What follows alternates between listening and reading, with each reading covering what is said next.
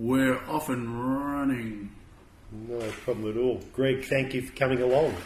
Matt, it's a pleasure to be here, of course, and it's the 24th of September 2017. Absolutely. Time flies for us. And why are we doing this? Well, we have Mental Health Week coming up, and I believe World Mental Health Day is 10th of October. It is the 10th of October, and that is not lost on me being my birthday. So two things correlate quite well on that one there, yeah. Yeah, okay, fantastic. So I don't think they built it around me, but I'm not sure, okay? Yeah, you can't be too sure. Yeah, it wouldn't surprise me, but yes, we have Mental Health Week also here in Melbourne. Kicks off on the 8th of October. Yep. It's the week through to the 14th, I think. And it kicks off, there'll be a launch actually at Fed Square, the Deakin Edge Theatre, on Monday the 9th of October. But we're here to talk about a few things, so we can get into the why we're here talking about mental health and also Mental Health Week. So just not Mental Health Week, is it? Absolutely. No, I think we're not too sure what this is going to be. We've discussed it for a long time as to we'd like to do something positive for Mental Health Week out there, particularly for people in the western suburbs. And we thought a podcast and getting some information out to people and helping people understand that they're not alone is a really big thing, and we thought this might be a good way of addressing that. On saying that, we're not clinical mental health professionals. We're just people that have got interest in helping other people in the western suburbs have a better access to supports and services and resources relating to Mental Health Week and mental health supports. Yeah. So basically, it's about the purpose.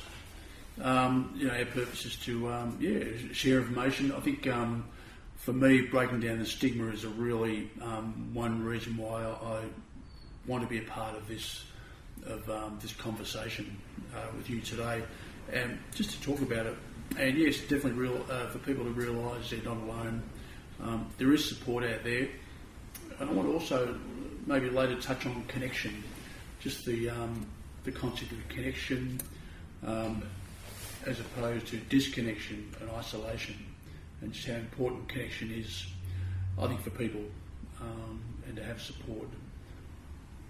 Absolutely. I suppose we've touched on that already, but it's a pretty good place to start. So what do you think, why do you think it's so important for people to feel that connection, and particularly in regards to maintaining positive mental health or helping towards recovery?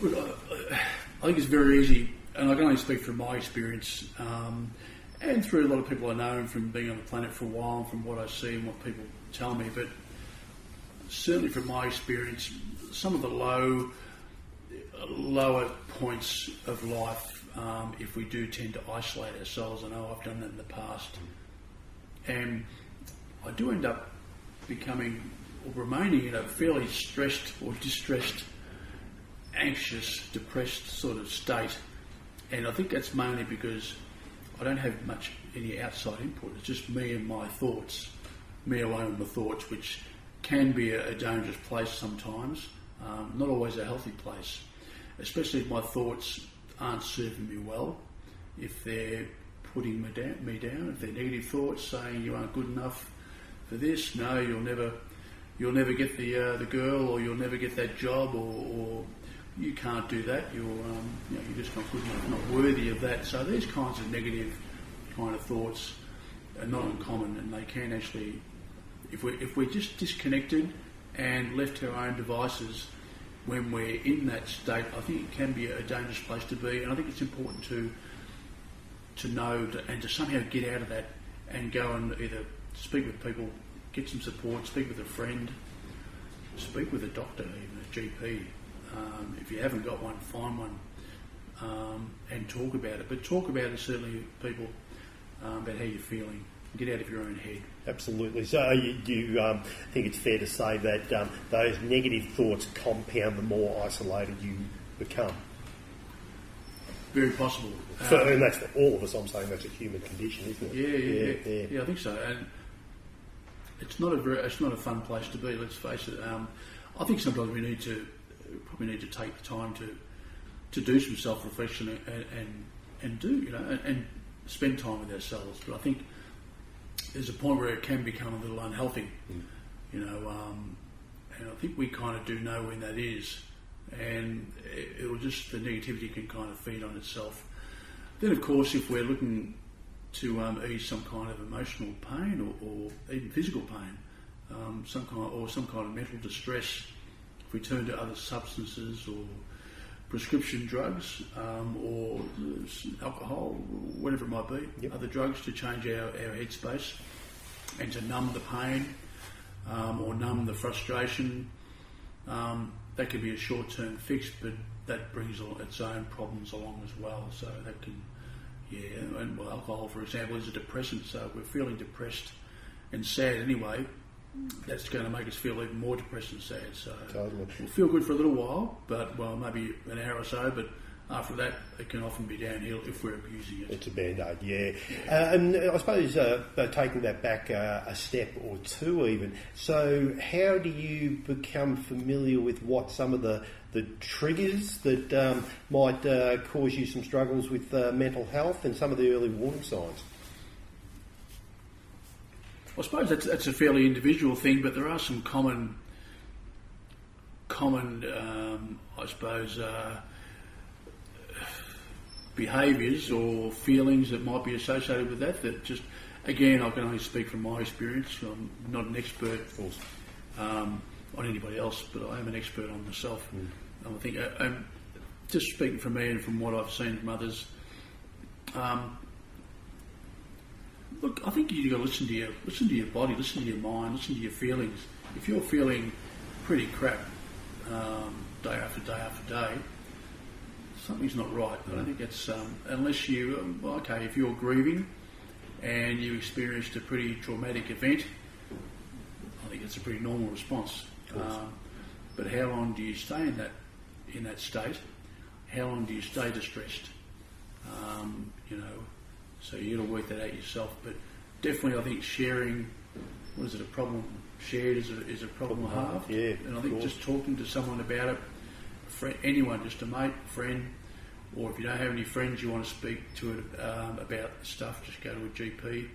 Even an anonymous online forum, you can find a lot of those around on almost any kind of subject, any kind of trauma you might be going through, mental health issues, drug and alcohol, heartbreak, relationship breakdown, loss of jobs. A lot of forums out there where people are experiencing the same thing. Lots of helplines ready to go as well.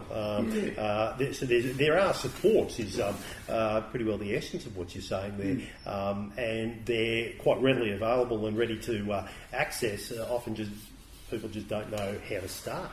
Yeah. So that in itself, I think, is probably part of the reason that we may not have known why we were doing this podcast for Mental Health Week, but that probably comes down to it. There are supports. We're trying to let people know there are supports out there, but also the easiest pathway to be able to connect to those as well. And clearly, you've articulated that pretty well there, mate. Yeah. Well, what other pathways have been? Well, I suppose I did touch on GP, like a doctor. Go and see. That's often a pretty useful first port of call, especially if you have a doctor that you like and you know and you trust, you have a relationship with, who knows your history as well, your medical history, or knows you a little bit, and you feel comfortable speaking to that doctor. That's a great place to begin. But a doctor can also set up a mental health care plan if you require that. What's that, Greg? That can, well, from what I understand, that can be a referral to a psychologist and also a psychiatrist. I think a psychologist you might, you can have about, might be 6 sessions, but they can be extended to maybe 10 to 12. Yeah, my understanding is that it is around about that. It has changed recently, but it's a 6 to 10 session, and with an additional potential 6. From what I understand. And they're subsidised sessions, or can be entirely free if there's an ACAPS referral. Yes, exactly. Yeah. So, and with that ACAPS referral, which is, I can't remember, that's an acronym for something, ACAPS, isn't it? That referral means that basically you've got to fill in a form and means you can get free psychological appointments, That's right. counselling, if you want to go that way. But definitely your doctor or GP can explain that to you. But there's other and if you're not confident doing that, or if you just feel a bit embarrassed, if you're feeling that you're going to be judged, please don't. Just go and do it. Go and ask for help. But if you still are feeling that way and you feel I can't go to my doctor or a doctor because I just feeling too uncomfortable doing that, get online. Do a lot of the forums are very anonymous. There's a lot of them out there.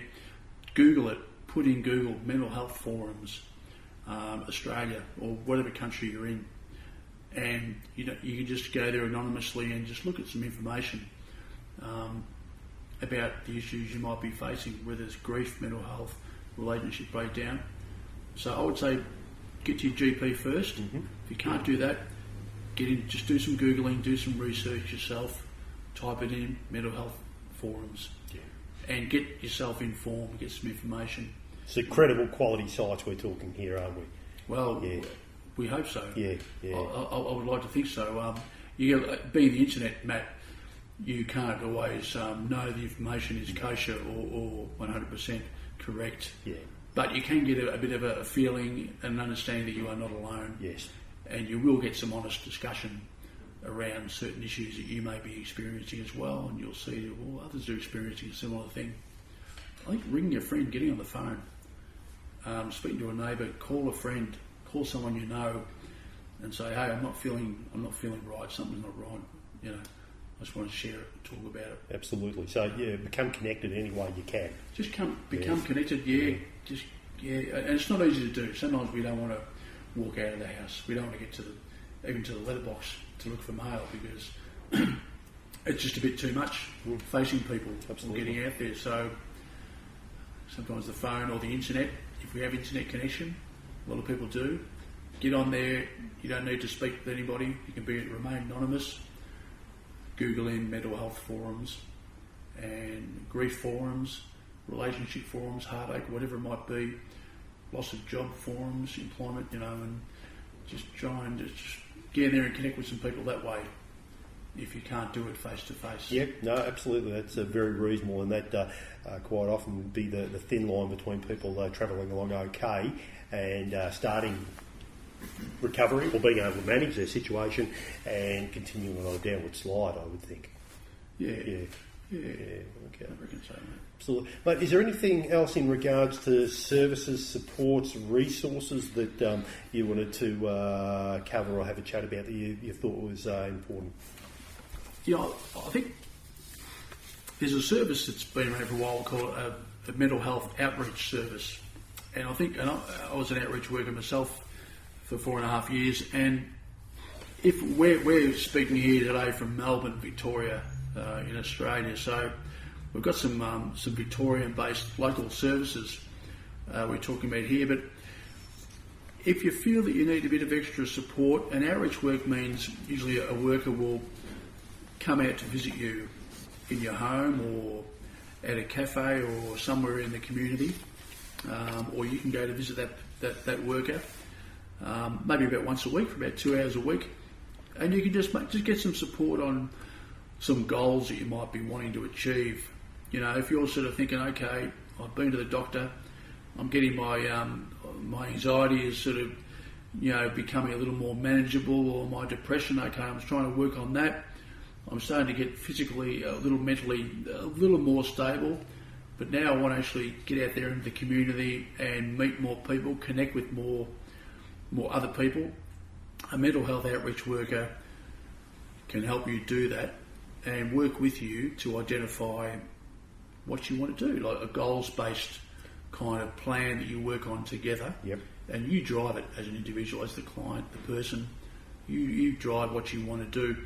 Some of these services have a 3-month or a few months waiting list, unfortunately, because mental health is not funded as well as we like it to be by the governments here in Victoria and Australia. But there are a couple of organisations. Yeah, and can you give us a bit of an idea of some of those organisations and maybe even some contacts if you've got them? Yep, well, we've got them here. There's three mental health community support services in Victoria. This is like the intake assessment phone numbers you would need to ring. So in Melbourne, the southwest, northwest, inner north, Bayside, Frankston, Mornington Peninsula area, there's a mental health community support service called NEAMI, National, NEAMI, and their number is 1300 379 462. In the north, inner east, east and southeast of Melbourne, there is a service called EACH, EACH. Their number is 1300 785 358. And in Gippsland, Golden Valley, the Grampians, the Great South Coast, Hume and Loddon Mallee, there's ACSO, which is ACSO, and their number is 1300 022 760. So give them a call for any kind of mental health support you may want to ask about, and just have a chat with them and ask them what they do. Absolutely. So to recap, that those services and those numbers that Greg you provided, they are the mental health outreach intake numbers for those particular regions. Yeah. Just give them a call. Give them a call. They will explain exactly the process and services available that they have, and also the organisations that within their catchment have as well. So they're a pretty good starting point. They're not a crisis number. None of those numbers are crisis numbers. They're recovery and support and managing mental health numbers. But I will put out there some of the crisis emergency mental health numbers that I've got here as well, just following up on what you've been speaking about, Greg, if that's okay. Yeah, no problem at all. So clearly, if you are in a state of crisis and it is an emergency, we always suggest that you dial 000. Yeah. Which is the ambulance service that you'd be requiring. If in doubt, and you are really struggling in regards to an emergency situation, just ring that number there. Okay. But for the Midwest area, which is basically Melton, Brimbank, and on the fringe of Sunbury, in regards to psychiatric triage, so this is the clinical number, the 24-hour psychiatric public clinical number for services, mental health services. So they will do assessments, intakes, referrals, what the old CAP team used to be referred to. They have a range of different supports. Their number is 1300 874 243. That's for the Midwest area, which is Melton, Brimbank and Sunbury. And for the Southwest area, the same type of supports, the triage for the Southwest area, which covers basically Maribyrnong, Wyndham and also Hobson's Bay.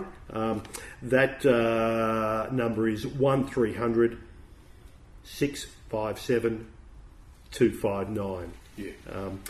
If it is a matter of not a direct emergency immediately, if it is, ring the 000 number. But if it's mental health clinical supports that you need, those are the numbers for those various areas.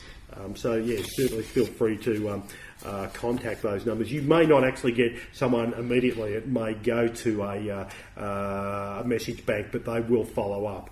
And that's where the local public psych nurses who look after those particular numbers there will follow up with people as required. So. Yeah, and just following the subject of numbers, Matt, can I maybe give a couple more? Just Please. Reinforce in an emergency, you know, if you're feeling or if someone's feeling really, really unwell, you're not sure, you want to you think maybe I should get to hospital. If you're feeling unsafe yourself, you're feeling like you want to throw yourself in front of a train or something, or you just really want to just end it all, but you're thinking, well, maybe I should just hang around for a bit longer. Well, please ring an ambulance and get yourself to an emergency department. There's 000 for an ambulance. Get yourself to hospital and get yourself checked out by the mental health team there, and they'll do that. Also, there's two other numbers I'll give quickly. One is if you're struggling with any alcohol or other drug alcohol or drug issues, there's a free 24/7 counselling and referral telephone line. This is anonymous, so you don't need to give your name. This one's called Direct Line. The number's 1800 888 236. 1800 888 236. It's for alcohol and drugs, called Direct Line, 24/7. One more is the National Sexual Assault and Family Violence telephone information line, and also I think they provide a bit of counselling too. That's 24/7 number. That's 1800-RESPECT. That number is 1800 737 732. It's 1800 737 732. Great, thanks, mate. And I suppose just wrapping up on what we've been talking about, if you had any last words around this in regards to something that might help someone, or that you think might be beneficial, or if there's someone struggling out there that you'd like to just give them one last thought, what would that be? I would say just talk to someone. Don't bottle it up. Don't bottle it up and keep it to yourself. A lot of guys, myself included in the past, do tend to bottle things up and keep things to ourselves. Mm-hmm. It's not always healthy, and it's difficult. It's difficult to share how you're feeling sometimes, especially if you think that you should be able to deal with it yourself. A lot of guys think they should be able to. A lot of women think they should be able to deal with things themselves too. But for me, from a male perspective anyway, well, it doesn't matter who you are, male, female. Just speak with somebody, get out there, get on the phone, and talk to somebody. Get some support. At the very least, speak with your doctor, GP, go along there and say, look, I'm not feeling great mentally or emotionally or whatever the situation might be. If you're really, really struggling, call an ambulance, call 000, get yourself to hospital and get yourself checked out and see what's going on with you.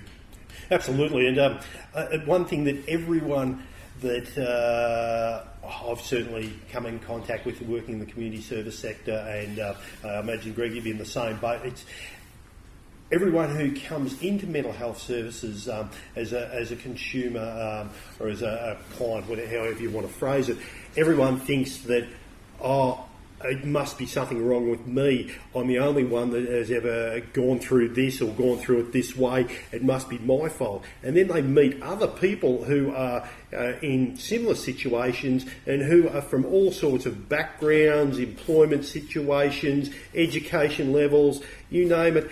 And people tend to start realising that this is a human condition.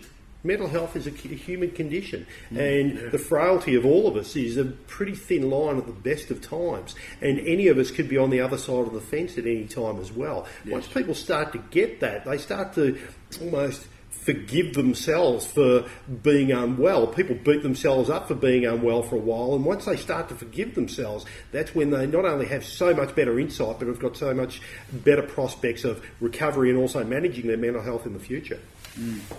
Yeah, well said. I'd agree with that. Well, should we wrap it up? I think so. Yeah, absolutely. All right, so Mental Health Week, October 9th until October 14th. 15th, maybe. 15th? Yeah, October somewhere. 8th. Yeah. 15th, that'll do. Yeah. So next Sunday, Sunday 2 weeks away. Sunday 2 weeks away, yeah. 24th of September today, so absolutely, a couple weeks away, and look forward to participating. Lots of stuff on the TV, out and about in the community, so just Google it. Mate, if no one else listened, I've really enjoyed this conversation. Thanks for being part of it, and thanks for giving us the opportunity to be part of it as well. Me too, mate. Yeah. Right, good to see you. And Tremendous. Take it easy, and we'll speak soon. Thanks, Greg.